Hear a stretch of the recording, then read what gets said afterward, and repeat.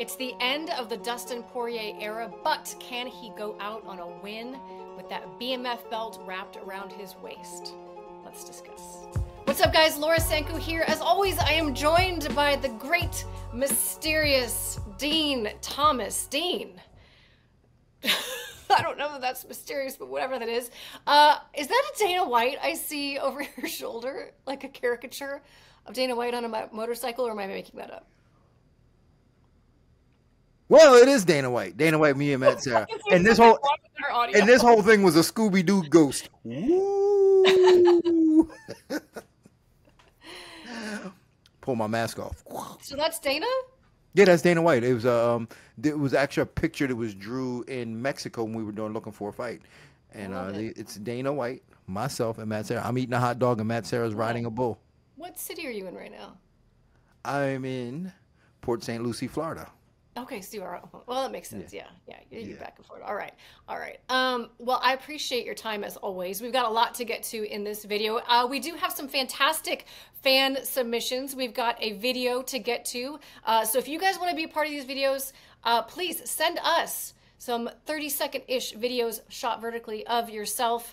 And we will include you in our next preview for UFC 319 main event or co-main event. You can send those to oneononecombatsports@gmail.com, or as an alternative to that, you can just respond to the pinned comment below this video with your questions, comments, thoughts, whatever you want to share with us, and we will include you in the video that way. So either a video or a pinned comment, we love hearing from you guys, and we appreciate the ones that you will see at the very end of this video.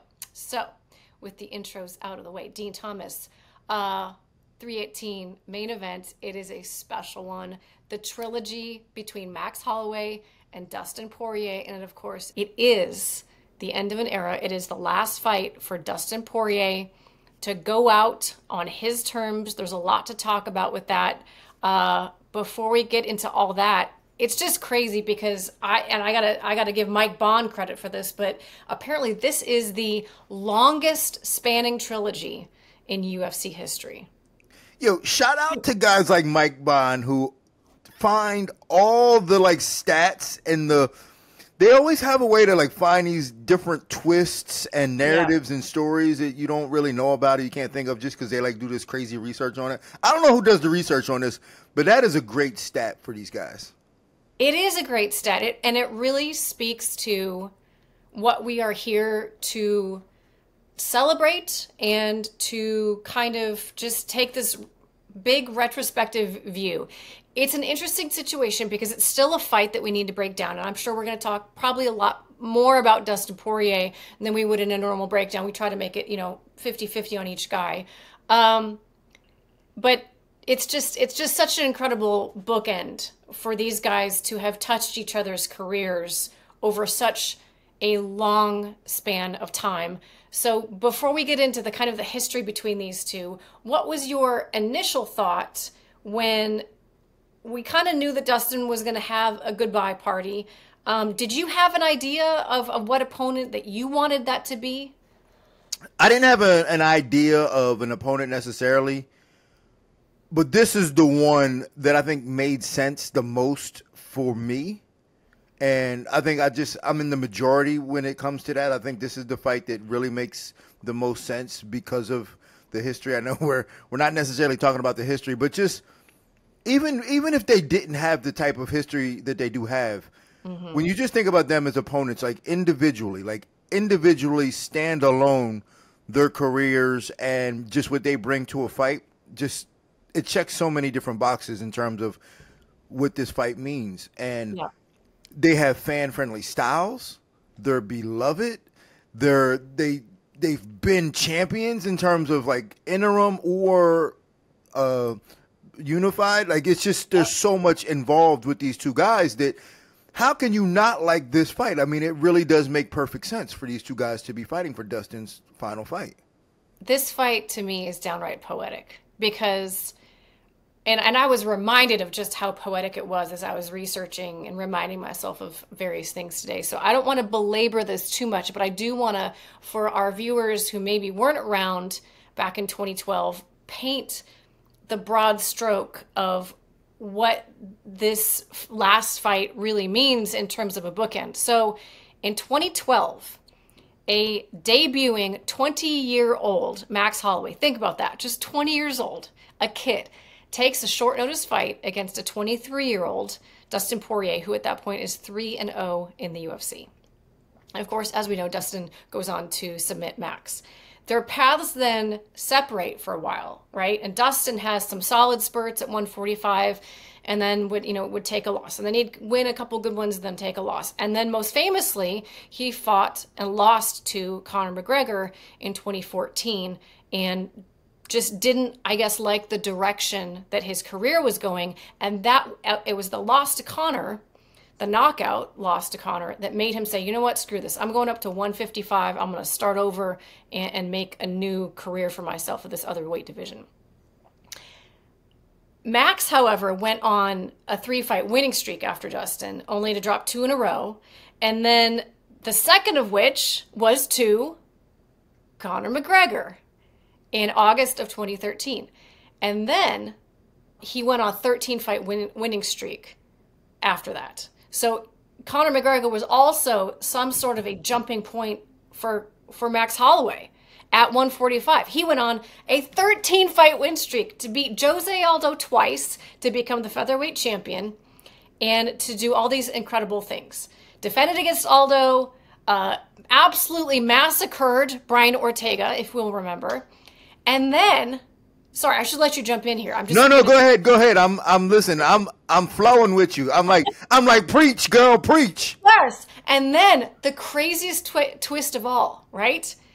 October 6, 2018, UFC 229 happens in Las Vegas. Conor versus Khabib, all right? Khabib chokes out Conor McGregor. It was the first time that Conor actually lost, because his other loss to Nate came 2 weight classes above, and we're all kind of like, we can forgive it. He's still Mystic Mac. He's still the biggest star the sport has ever seen. Then he got finished. And then Khabib stormed the octagon with a bunch of his teammates. It was a whole thing. And if you remember, he got suspended. So we need a new champion, an interim champion, I should say, at 155. What happens then? Dustin Poirier is the perfect person, but who's going to fight Dustin Poirier on relatively short notice and be the perfect person in that spot? Well, I'll tell you who. Max Holloway. Max Holloway is going to fight Dustin Poirier for the interim lightweight belt. And it was a phenomenal fight. A phenomenal fight. So close was that fight. It was an absolute slobber knocker in the first round. Dustin was so close to putting him away. And then the rest of the fight, Max just claws it back inch by inch by inch. It was volume versus power. It was, Max was a mask of blood by the end of the fight because of the damage that Poirier was able to do, but it always felt like Max was just a moment away from landing something fight-changing. It was an incredible fight, right? Then they go their separate ways again. Max goes back to 145. He has his rivalry with Volk. They're doing separate things. Poirier stays at lightweight. He has his trilogy with Conor and a bunch of other massive fights. He tries to get the belt off Charles and comes up short in 2021. He tries to get the BMF belt off Justin and comes up short in that fight as well. And then because he says, you know what, fuck it, I'm going to fight a guy who's not in the rankings, knocks out Benoit Saint-Denis, gets a second shot at undisputed gold against Islam, and has, honestly, I think one of the best performances of his life, but it's just not quite good enough to get that belt, right? What's Dustin to do, from here? Meanwhile, Max wins the BMF belt off Justin in the most insane knockout that we have ever seen in the history of the sport, okay? Max Holloway's career could not be at more of a pinnacle. And he says, you know what, I'm going to get that featherweight title back. But he has to do it against Ilia Topuria, and he gets knocked out for the first time in his entire career. And then these two meet again. It's like a movie, Dean. I wanted to jump in a couple of times, but I couldn't stop you from flowing. Only because I wanted to add some context to some of those things. Please do. Let me add some context to the last thing when Max was fighting Ilia Topuria. I worked the desk in Bristol with Dustin Poirier during that fight. And so we're sitting at the desk watching that fight, and watching Dustin watch Max Holloway fight was like watching a brother fight. In fact, there's clips of it somewhere circulating online. And when just before the knockout, you can hear Dustin go, "No, come move, no, no." You can hear him, and just just like the passion that he had for his brother out there fighting, not doing too good. Like it was like he was so empathetic toward Max in that moment. And that brings me to my other point. My other point is this: that history. Few human beings will ever experience a bond like the bond that these two will have. Like these two, and I know Dustin's going to have a bond with a lot of different fighters because he's shared so many moments inside the cage with. And I have, like, there's a picture of Matt Serra in the back, like, and I have a bond with Matt Serra that I don't share with anybody else. And we only did 15 minutes. The fact that these guys have done so much and shared so much blood and sweat and those memories, and they're just so vulnerable in those moments. Like being in a fight, for those who've never been in a fight, like if you're not a UFC fighter or an MMA fighter and been inside of the cage and really cared about your career and fought with everything you had, to share a moment like that with a guy and to have those moments, it's something that it's very difficult to describe. And it's something that most human beings will never experience. And the fact that Dustin has done this with this guy, and this will be the third time, like they're going to have a bond forever. Now that brings me to my third point.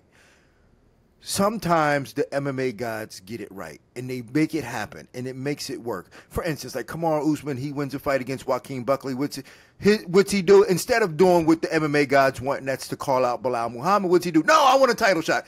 No, dummy, that's not the way the MMA universe should work. Do what's right for MMA. This is a situation where Max Holloway is supposed to fight Dustin in his retirement fight. Max didn't go against the gods. Max said, sign me up. Sign me up. I got history. We got to make this happen. We got to do this. That's why I love this fight, because this is the fight that the MMA gods wanted. It's the fight that keeps the MMA universe in balance, and it is happening next week.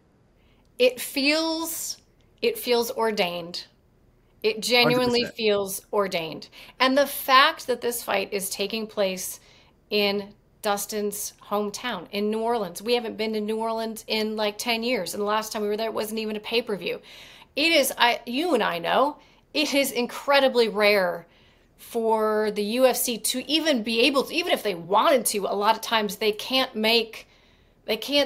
put you in the city you want to be in, even if you are the company guy. That it never happens that you are able to do things this correctly. And it just feels so good that it's Dustin Poirier, because if anybody deserves to go out in the right city at the right time with the right opponent who's going to fucking stand there and bang, it's Dustin Poirier. And it just makes my soul so happy that all the picture is perfect. It's perfect, Dean. And you know what else is perfect that makes my soul happy? One, I got a busted lip. I trained yesterday, and one of the little jitterbugs bust my lip. But you know what makes me – I had to throw that in there because I can't stop looking at it as I'm watching myself. But you know what makes me happy, just as happy as all those different things? Alan Jouban, Louisiana native, he's a neighbor. He's a neighbor of Dustin Poirier. He had wanted to work for ESPN for years, and I don't think they were all that interested. They were just like, we got our guys. You know what I'm saying? Dean Thomas, you our guy. Gilbert Melendez, you are our guy. Dominic Cruz, your guy. Alan Jouban went to Glenn Jacobs from ESPN, the head of ESPN, and said, hey, listen, I'm neighbors with Dustin Poirier. That's my home state. Please give me a shot to work the desk for the Dustin Poirier fight. Glenn Jacobs was like, you know what, man, that was a hell of a pitch. You're hired. And now Alan Jouban gets his dream job of working the desk for ESPN. What an amazing, amazing thing to happen. I love that for him. I did not know that story. That's amazing. And on the call, we've got another Louisiana native and Daniel Cormier. It's perfect. It's literally perfect. Dustin Poirier, it's hard to describe what a legend he has been. And hopefully I would imagine that the people that watch this channel know that, right? But like there's something to me about these legends. Like, there's no doubt in my mind that Dustin Poirier is going into the Hall of Fame. And the fact that you can say that and know it, like, that's just a fact. And yet he never was the undisputed champion. It speaks to all that he accomplished that didn't have to do with the belt. It had to do with so much more than the belt. And frankly, I think in some ways it's harder to get into the Hall of Fame off of the back of something that isn't just, oh, I was a champion and I defended it X number of times and it was one more than this other person, so therefore I deserve it. He built a career off of the back of hard work and sometimes failure and picking himself back up and going back to work and doing it all over again and doing it so consistently for so long. Well, I think that's the relatability that we all love in him because, and he says it himself, paid in full. And he's always talking about the dues that he's paid in full. Yep. And when I look at his career, I go look back and I think of, like, the Michael Johnson loss was one of the most horrific losses. I look at that and go, how does a man pick himself up from that? And he did. Mm-hmm. He fights Conor. He essentially is what allowed us to now believe that Conor was a good fighter because, like, prior to that, we was like, ain't no way Conor gonna beat him. He beats Dustin. Dustin, no problem, picks himself back up. I mean, those are the things that really speak to us in terms of not everybody's gonna be. Not everybody. Like when I look at Ilya Taporia, I go, "Damn, that dude's smooth." But I don't look at. I can't see myself in a guy like Ilya. Yeah. But I can look at Dustin and go, "Man, I've failed before. Mm-hmm. How do I pick myself up? How? You do it like Dustin Poirier did. Just get out there and do it again." And that's, to me, that's one of his biggest qualities and why he's so deserving of being in the Hall of Fame. Just that in itself, his ability to pick himself up and put the work in and do what he does the best. Yeah. It's interesting. I didn't even realize, to be honest with you, that Max is technically ranked higher than him at lightweight. Max is ranked number 4 at lightweight. He's number 1 at featherweight, but number 4 at lightweight. Dustin Poirier is currently ranked number 5, but I mean, just the records that he has as well, Dean. I mean, most knockouts in UFC lightweight history. That's insane because this is the glamour division of the UFC. And it's not, knockouts at heavyweight are to be expected. Knockouts at lightweight are certainly earned. 5th most knockdowns in UFC history. So we're talking all weight classes, all time, 5th most knockdowns, and 9th most submission attempts in UFC history, which I think is kind of a funny stat because he doesn't necessarily have a ton of submission finishes. But on the other side, you've got Max Holloway, who's got his own records as well. When you talk about Max Holloway, like, also a legend of the game, also I have no doubt will be a Hall of Famer. He obviously meets all those credentials on paper as well because he was such a credentialed champion. He's one of the greatest champions at featherweight ever and will be on that Mount Rushmore for eternity, in my opinion. Most wins, most finishes in featherweight history, most significant strikes landed in a UFC fight, period, against Calvin Kattar. He landed 445 significant strikes. That fight was insane. I was there for that. That was insane. That was bananas. And the 3rd largest significant strike differential in featherweight history. So when we talk about two legends clashing, literally, not just because of how hard they worked and how they've picked themselves up, like you said, just these guys are all over the record books. Both of them are. Yeah, I mean, and I've known Dustin for quite a while. And this is why I treat all fighters with the same level of respect because you never know. Like, you just never know who's going to be that dude when their career is when it's all said and done. I remember when Dustin first joined the team. He actually came to American Top Team about the same time as Will Brooks. Like, they kind of came in almost about at the same time. And I remember rolling with Dustin my very first time. Just like, I mean, who this dude, man? This WEC dude. You know what I'm saying? Who this dude? Yeah. Because I was still fighting. You know what I'm saying? I was still the man at the time with the shoulder roll. You know what I'm saying? And I remember he took me down. I was like, damn, he kind of strong. And I remember, and this is how I met him and how I really kind of built a relationship with him is that, when he first moved down to Florida, he didn't really, he didn't know a lot of people. So, like, he didn't, he wasn't, like, had a lot of friends. And I remember I asked him if he wanted to go to lunch. I said, hey man, you want to come to lunch with me, man? Let's go get some sushi. Pick him up, take him to sushi, and that had to be the most awkward lunch in the history of awkward lunches. We had nothing to talk about. I mean, it was This is the greatest story ever. it was completely like, hey, so how's everything? What do you want to do? I just train. I mean, it was. We said probably 3 words to each other till I picked up the check and dropped them off. It's really funny. You're like, big goals, Yeah. huh? Big Yeah, goals. well, all right. Well, Well, I guess I'll see you on practice tomorrow. all right. Yeah. Well, good talking to you. Yeah, and it was so awkward. I mean, Have you addressed it to him since? Have you no, reminded him? he might not even remember that we did that. Like, I'm not sure he even remembers that happened, but Someone that said it. happened, and I remember I was like, yo, that's crazy, man. I remember taking him to lunch, man, and we ain't had nothing to talk about. That's actually awesome. I love that. A good relatable story.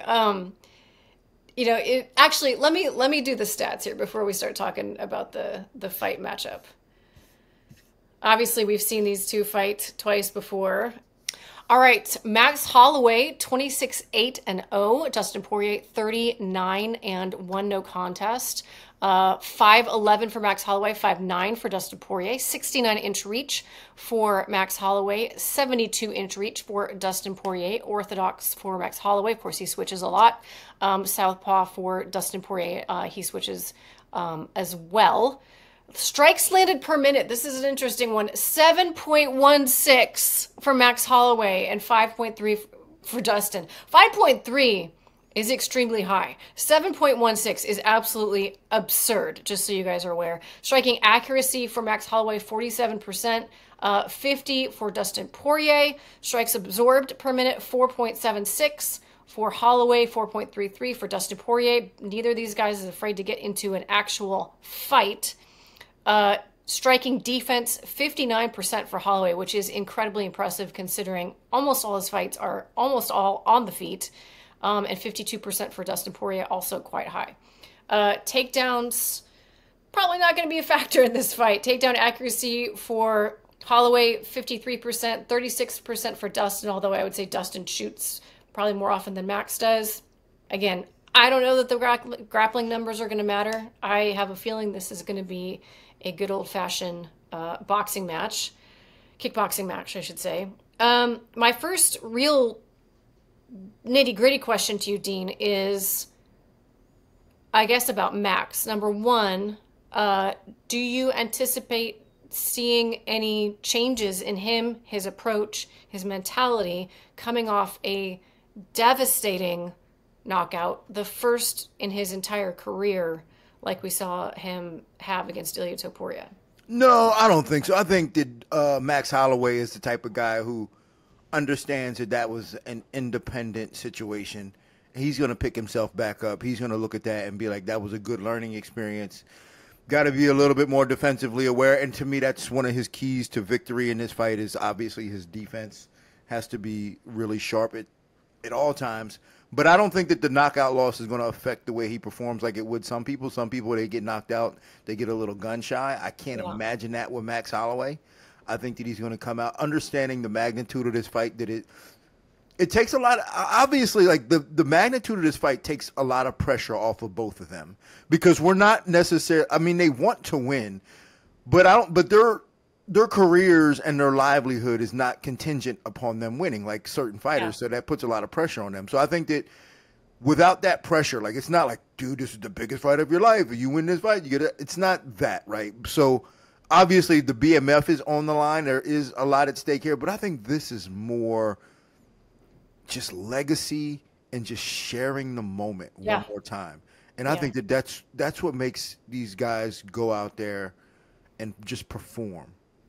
There's a lot of freedom in that arrangement where you're right. I mean, this isn't, no one's going to get a title next off of the back. I mean, maybe they will. I mean, maybe Max Holloway might get a title shot. I'm not saying he can't, but like, that's not, it wouldn't be because he beat, Dustin Poirier, for instance.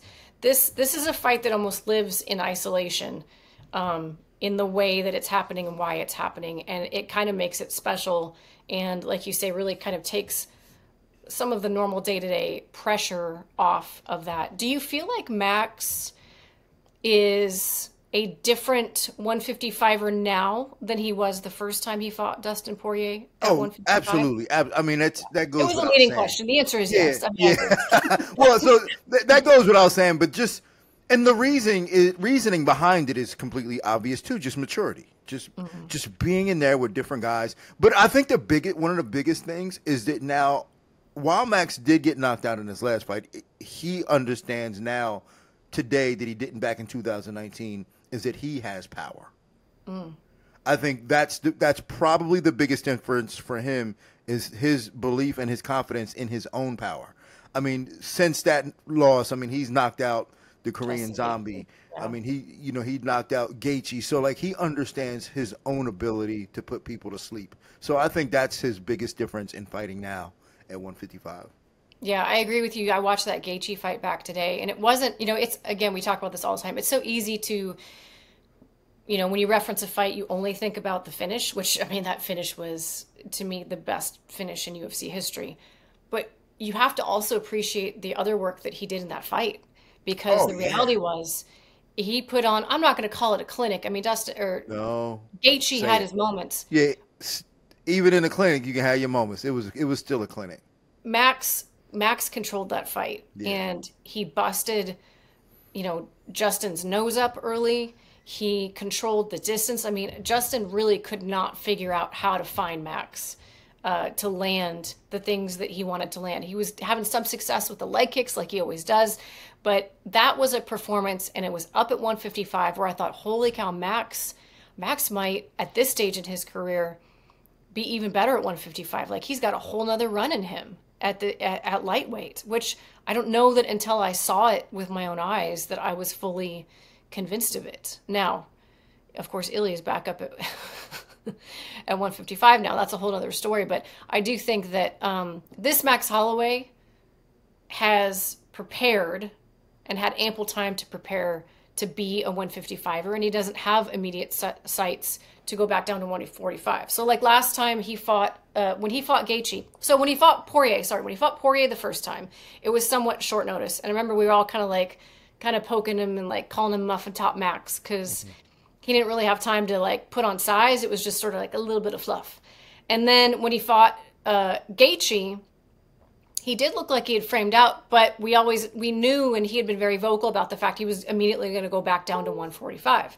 So it's like he didn't really want to let himself truly settle into 155. This time, he's had plenty of time, and he does not have immediate plans to go back to 145. So I think we're going to see potentially the best version of Max at lightweight that we have to see.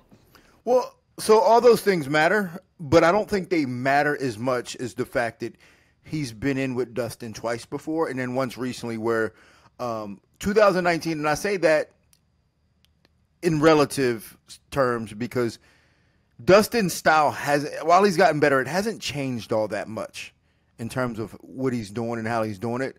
And that's important to note. So when you're looking at this fight, the X's and O's of this fight, you have to note that Dustin has a different style. His offbeat striking and his offbeat angles are unlike anybody else in MMA, because he does this weird thing where and if you can, I'm going to try to demonstrate this a little bit. Do it. You know what I'm saying? Like he'll dip off and then decide which angle he wants to throw the punch here. Boom. And then dip off and then boom. And then he'll decide after where he's going to place that punch. And no one else in MMA quite does that like him. And that's what makes him so hard to read and what makes him so accurate, because he's not just blindly throwing punches.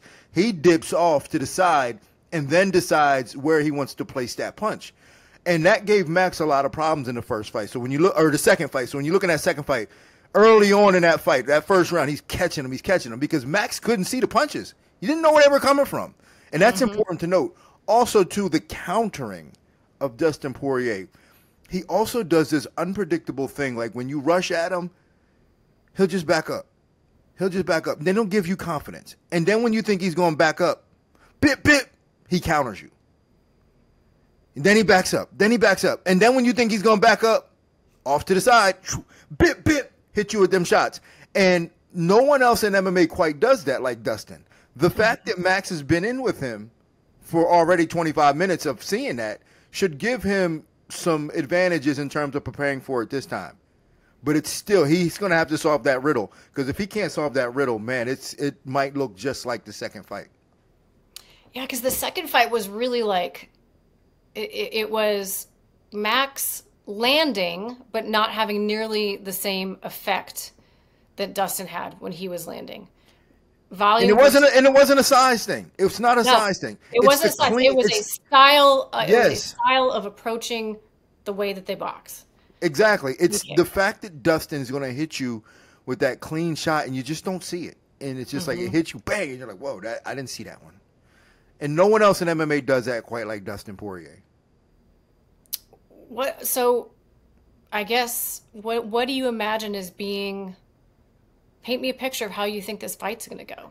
I think it does kind of look like the second fight, but more with more excitement though. Yeah. With more excitement, because I think that Dustin, knowing that this is his last time doing this, he's not going to want to hold anything back. He's that and he's always been very vulnerable and honest to his fans in terms of the way he fought. He never held anything back. Yeah. And I think the fact that he knows that this is his last one, he's going to give us everything he has. Everything he has. He's not going to, he won't be in a position. So you know that position, and this is like my least favorite position in all of MMA. Like when one guy's up against the fence and the other guy has his back. For both guys, especially the one who's initiating back control. They think they're winning, and I'm like, dude, all you're doing is holding on to your job. You think you're holding on to the guy. No, you're holding on to your job because you're afraid to let go and amount like a real offense. We won't see a lot of that in this fight because these guys don't have to hold on to their jobs. I'm assuming that like Dustin Poirier, if he gets that type of back control on Max, he'd probably rather let him go and punch him because he needs to relieve all of his violence that he has left inside there. He can't hold on to any of it. So I think this fight is going to be already, in my eyes, contender for fight of the year, just thinking about what's at stake and what these guys can bring to it. Do you think it's going to go long? I do think it's going to go long. In terms of, and I think it's going to go long, but I think for Max, at some point in the fight, Max is going to want to try to make this dirt. Not all of it, but at some point, because while I say Dustin's not going to leave anything left, it's Max's job to get Dustin to the brink of that. And if we start to see Dustin Poirier taking shots, that's always a bad sign when Dustin Poirier takes shots, because he's not an offensive wrestler. And he only takes shots like when he's kind of in trouble or gets a little desperate. So if we start to, so if we start to see him take shots, he's a little tired and he's a little frustrated. So Max has to get him to that point where he starts taking shots to maybe get Dustin to go, I've given everything I had. This is it. Yeah. I don't know if he can do it, but if I'm Max, that's my goal in the fight. Get Dustin to say that. Who better to do it? Honestly, who better to do it? A guy with volume. I feel like Max Holloway, I honestly feel like Max Holloway is becoming an even better version of himself, even at this stage of his career. Maybe I'm way too impressed by that Gaethje win, and I understand that he got knocked out by Ilia Topuria. But when you go back and you watch the fight with Ilia, before he got caught, he was doing a lot of really, really good things. He was to some degree frustrating Ilia with the way that Ilia wants to have a fight. Now, ultimately, Ilia had his way, of course. I'm just saying, I feel like you look and you can see, like, man, Max Holloway is nowhere near being done, and he might even be getting better. And I would not have said that because there was the Volk fight, the third Volk fight. I think for a minute I was like, man, this might be the falling off point for Max Holloway. Like, we may have seen the best of him and it was awesome and legendary and all those good things, but you know, this might be the decline, and that was not it. Well, one thing we have to be careful of is not judging Max on the Ilia fight, or even we can judge Ilia on it for sure, but not necessarily Max or even Volk, because we have this thing where we look at fighters and they're doing great things, and in our heads we're going, well, he's not going to do that to me. Right. And they don't really fully respect that. Right. And with a guy like Ilya, I'm sure if Max fought him again, Max would do better the second time because he understands that. I mean, we're talking about Max who's only been knocked down one time in his life. And I'm going to say this because it was Dustin Poirier who knocked him down. He hit the fence in the fourth round, or was it the second or the fourth round in the second fight? He hit the fence. They didn't call it a knockdown, but that was a knockdown. But that was the only time he's ever really kind of been down. So he didn't think that Ilya was going to knock him out.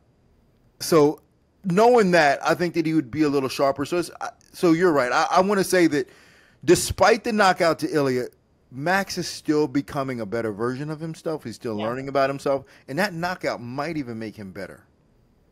It absolutely might make him better.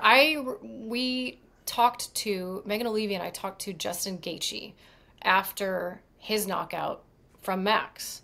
And he was really open and honest and reflective about what it was like to be entering a fight with another knockout artist like he was against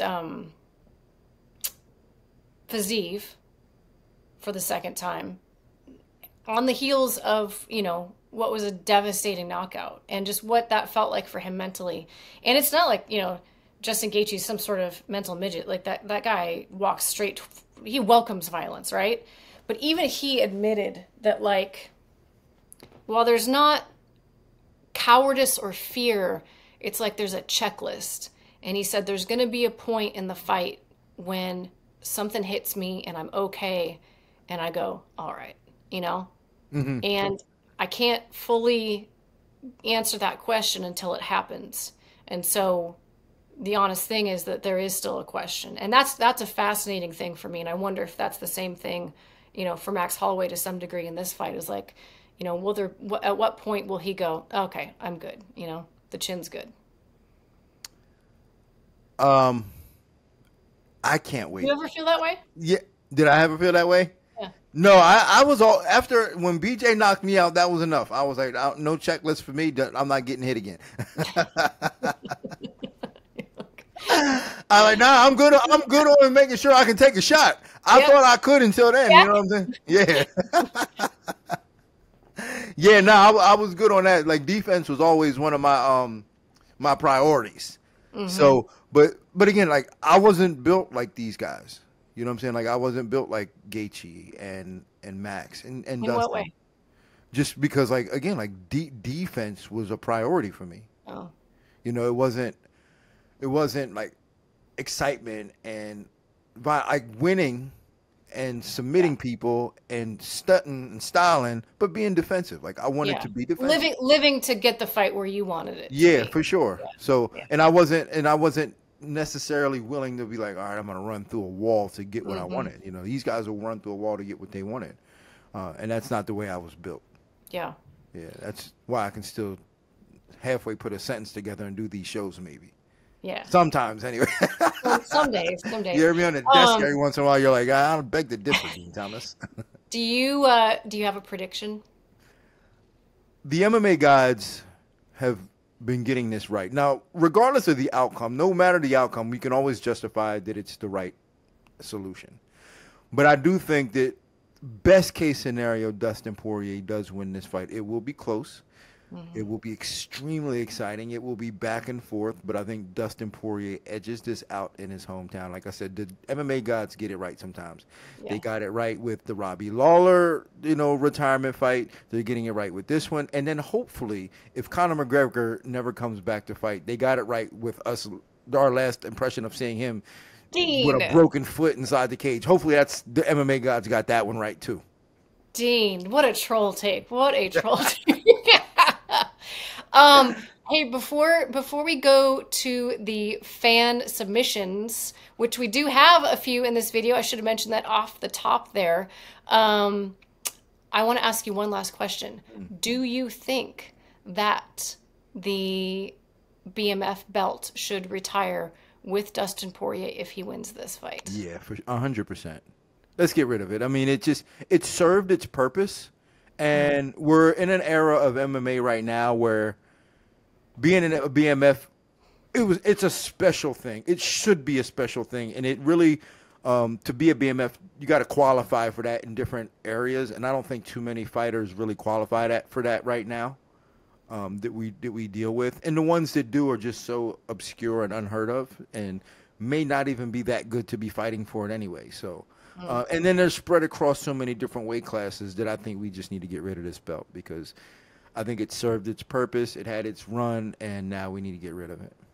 Agree. If Dustin wins, Dustin goes out a champ, as he should. Yeah, and that's keeps it and makes beautiful. That history the last BMF. I completely agree with you. That's a beautiful thing. That'll be a beautiful thing. In fact, I was in Miami. I saw him in Miami, and I think he really is taking this serious in terms of winning the belt. Like, because I was talking to him about, and I was like, man, you're getting a pay-per-view, and in my mind, I'm thinking it's not a title fight, and I said that. I was like, yeah, you're getting a pay-per-view. It's not a title fight. No, it's for the BMF. And he corrected me on that. I was like, I stand corrected. Yeah. You're right. Yeah, this is the real belt. It's a legit thing. Listen, in some ways, in some like forms of respect, like I'm not going to say it's a bigger deal, but it is in some ways as every bit as big of a deal. It's a point of pride. No, for those that know in the hood, us, to be in the grinders, it's a bigger deal to me, because you can finesse a title. Timing, right place at the right time. Opponent matchup, somebody get hurt. Like, you can finesse a real a UFC title, but you can't finesse a BMF belt. Like, to get to even fight for it, you get invited. You can't finesse that. Yeah. That's a bigger deal to me. Yeah, I love it. Well, I can't wait to see it. It could be complete scenes. We might have Lil Wayne on the walkout. That's the rumor. That's crazy. Can you imagine? That's crazy. Because Dustin walked out to Lil Wayne in his first UFC fight. Obviously, normally he comes out to, who is it? James Brown. James Brown, yeah. James Brown. But Lil Wayne in New Orleans? Come on, shut the door. Oh my gosh, this is too much.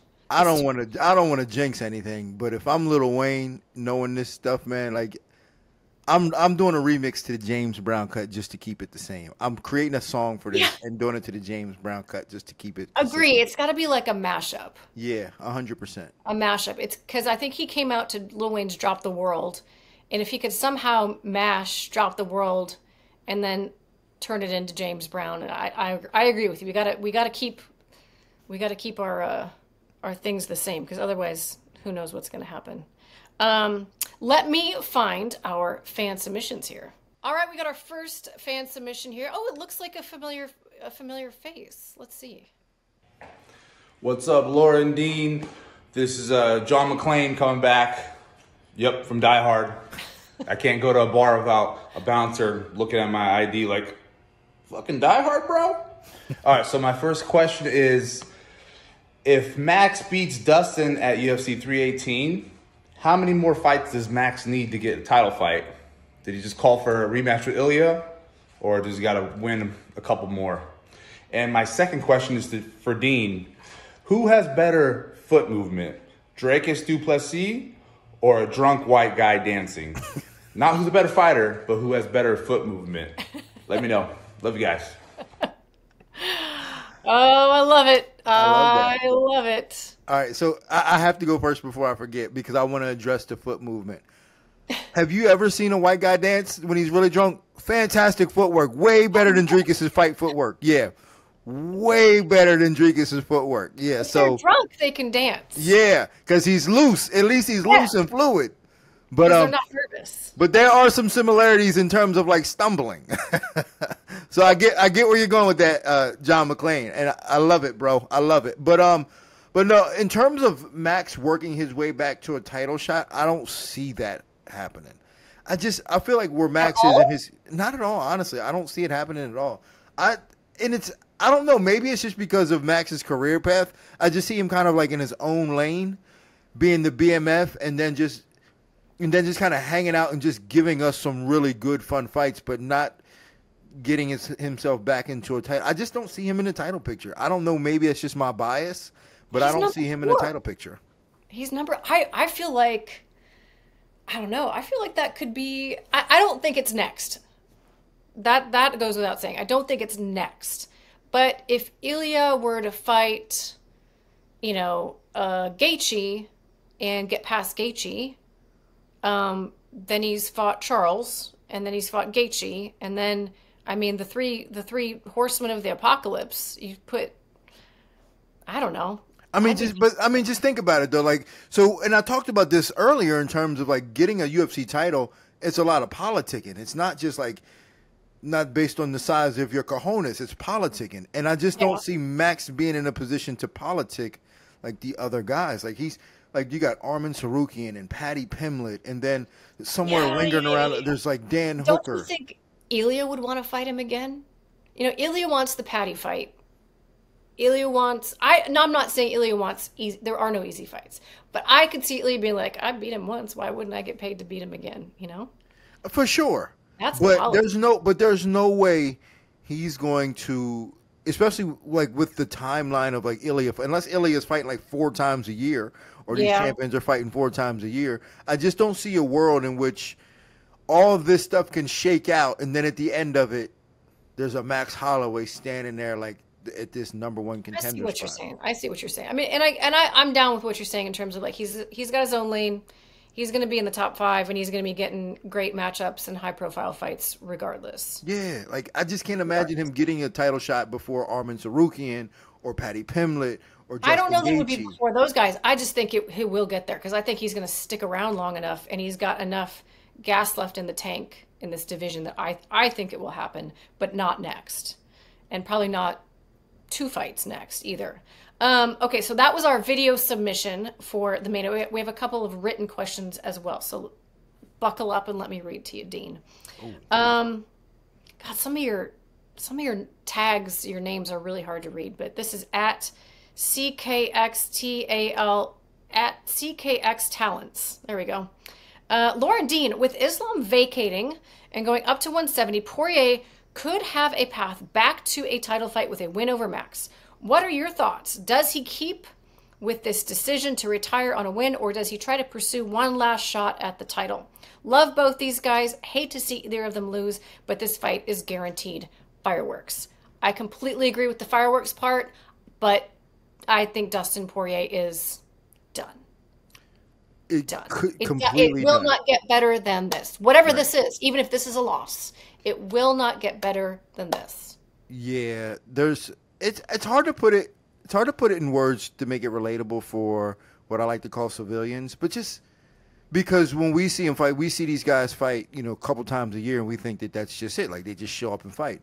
But the lifestyle that they have to live to train, and it's really hard on them. It's hard on their families and stuff. It's great for their families too. Like if Dustin he got cribs and he's got, he's been able to provide. But it's still hard. Like I'm sure he wants to hang out and hang with his daughter and go to her recitals. Yeah, and got a baby. Like he's not going to want to be heading to Florida to be with the goons in camp while he's got his daughter growing up. He's got another baby, his son on the way. He's done. He's going to live his life and be a really good dad. Yeah, I completely agree. All right, we've got one more here. This is from at Devin_38. With this being Dustin's retirement fight, it would be interesting if we could get some insights from you guys about the coach to fighter relationship in this regard.